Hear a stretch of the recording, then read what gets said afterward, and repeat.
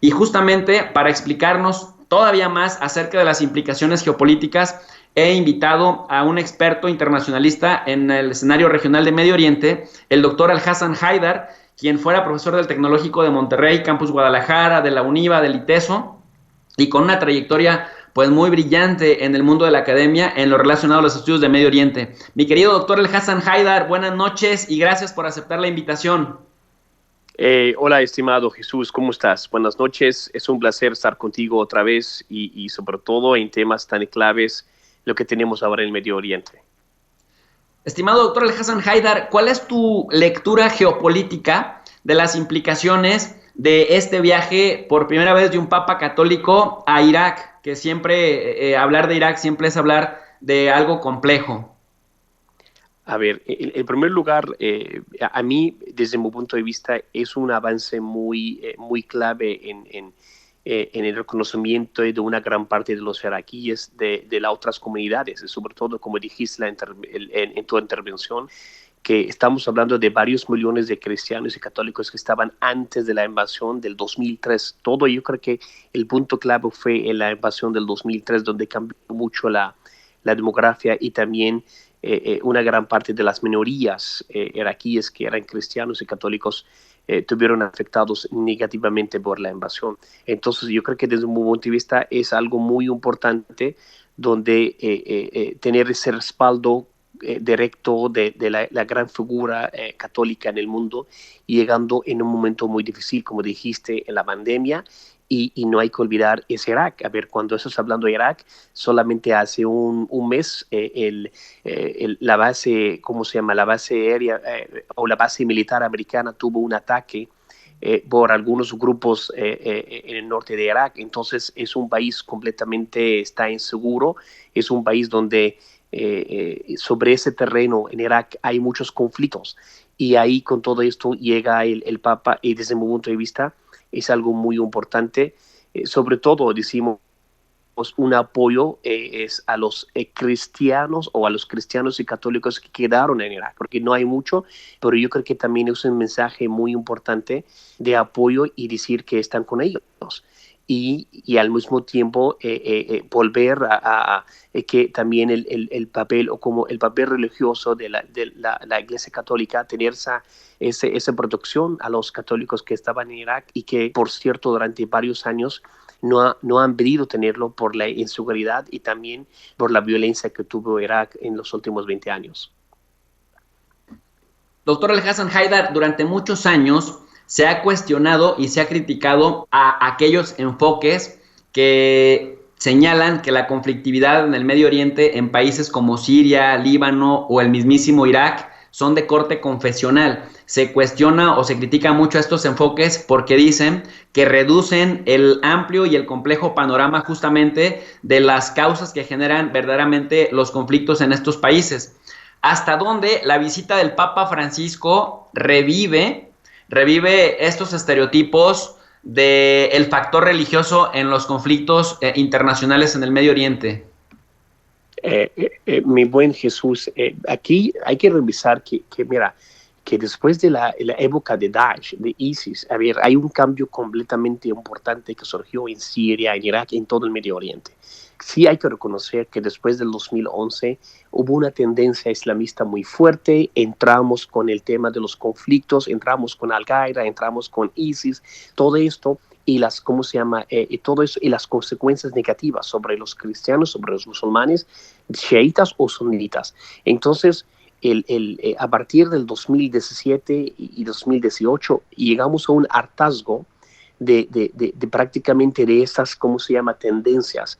Y al mismo tiempo hubo una, ¿cómo se llama?, algo más abierto de entender que aquí tenemos un mosaico. El Medio Oriente es un mosaico. Hasta cierto punto tú puedes ver también hay más tendencias hacia los judíos, hasta los israelíes. En algunos lugares ya tenemos casi como acuerdos con 5 o 6 países. Por supuesto, tenía objetivos geopolíticos, pero al mismo tiempo se refleja que esas, ¿cómo se llama?, conflictos religiosos o los conflictos de una, ¿cómo se llama?, unas razones religiosas ya es menos importante para para la gente en el Medio Oriente y sobre todo en Siria y en Irak. ¿Por qué? Por el gran daño que han tenido por las políticas y también ¿cómo se llama?, objetivos que lograron expandir el Estado Islámico. Ahora, en cuanto al tema de los católicos o los cristianos o los católicos en Irak y en Siria, la verdad, fueron ellos siempre la parte como del sacrificio, siempre fueron la parte más dañada. ¿Por qué? Porque es una minoría.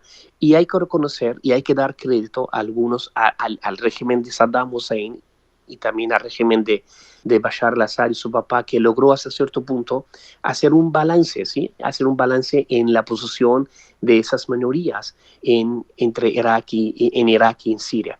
Pero yo creo que en ese momento, yo creo que el discurso así tal y cual religioso, conflictos religiosos entre musulmanes y no musulmanes ya tiene mucha importancia. ¿Por qué? Porque los musulmanes han tenido mucho, ¿cómo se llama?, daño por los mismos musulmanes extremistas o los musulmanes terroristas que prácticamente estaban liderados por el Daesh. Justamente al respecto te quiero preguntar, has hecho un ajuste muy importante con respecto al pragmatismo que jugó al-Assad en Siria y al pragmatismo que jugó Saddam Hussein en cuanto a respetar y garantizar los derechos de las minorías que, como bien dices, han sido sacrificadas y golpeadas justamente por su carácter de minorías. Yo te quiero preguntar, la gente nos pregunta si todos los musulmanes creen en lo mismo, si todos los musulmanes son lo mismo o en cuántas corrientes se dividen. Yo te quiero preguntar, yo sé que es algo básico, pero para nuestra audiencia a veces no queda tan claro, sobre todo la gente que no está familiarizada con esta región del Medio Oriente y con el Islam como concepto general, no está claro cuáles son las diferencias entre sunas, shias, jarilíes y diversas ramas que interpretan de manera distinta el Islam. Te quería preguntar justamente por las diferencias entre sunas, shias, jarilíes y cómo es su relación de estos para los católicos o los cristianos en general en, por ejemplo, Irak. Perdón, estimado Jesús, no escuché la última porque se cortó. ¿Es posible solamente repetir la pregunta?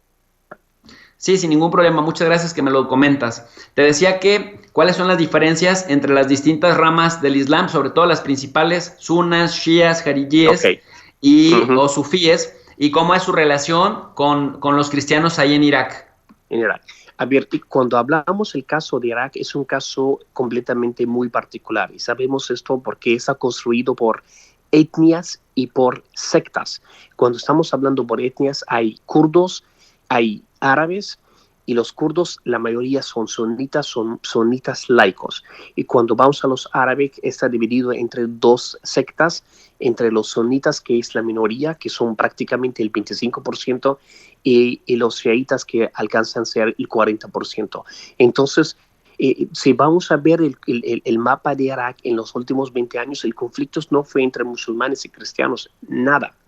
Fue un conflicto más, es lo que nosotros llamamos una guerra fría musulmana entre sunitas y chiitas. Y eso, por supuesto, tiene una tendencia más geopolítica regional por el tema de Irán, Arabia Saudita, y más allá es algo más a nivel internacional. Entonces, cuando estamos hablando de las etnias y las sectas en el Islam, en el Irak, lo que tenemos más conocido es entre sunitas y chiitas. Los kurdos, a ellos prácticamente no, el papel de la religión no tiene una importancia en la proyección social y político, no como entre los sunitas y chiitas. Ahora, la relación con los cristianos, la verdad, y desde mi punto de vista, no es una... Mira, la diferencia con los católicos y cristianos en Irak nunca fue una, ¿cómo se dice?, un gran problema, porque también la cantidad o el número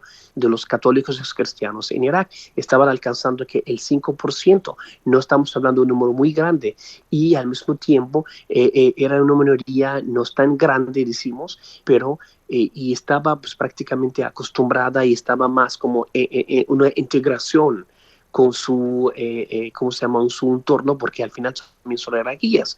Y la relación completamente estaba de una forma normal. Había más relaciones sociales, por supuesto. Todo eso cambió y desde mi punto de vista, cuando estamos hablando a partir del 2003 y después más adelante a partir del 2012-13, cuando ya surgió el Estado Islámico, y por supuesto ahí el Estado Islámico pues se usó el discurso anti no creyentes. No creyentes significa los judíos o los cristianos, y eso para legitimar, así tal cual, para legitimar su agenda en Irak y en Siria. Entonces, y la verdad fue ese el punto fue que ellos buscaron esos ataques contra los católicos para legitimar su discurso en Irak y en Siria, y también prácticamente eran objetivos desde mi punto de vista completamente políticos, y nada tiene que ver con cuestiones religiosas políticas, y el impacto fue muy negativo a la comunidad cristiana católica allá en Irak, donde pues sí, estamos hablando de casi el 60% de ellos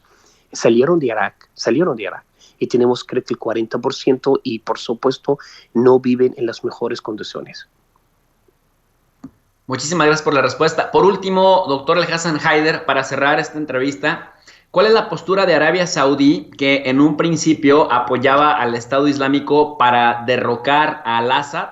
Y después, bueno, ahora están también peleados, pero si hacemos una revisión general de lo que hace Arabia Saudí, del Islam wahabí, sunita, ¿no? De la escuela Hanbalí, que es, digamos, el más conservador, el más reacio, el más ortodoxo, y que es de alguna manera el que a su manera interpretaba el Daesh, el Estado Islámico.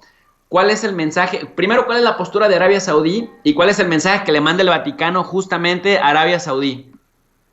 Ok, a ver, muy buen Jesús, aquí hay que entender que en Arabia Saudita o en Saudi Arabia, en los últimos 3 años hubo un cambio completamente en la estructura social, política en el país, con el príncipe se llama Mohammed bin Salman.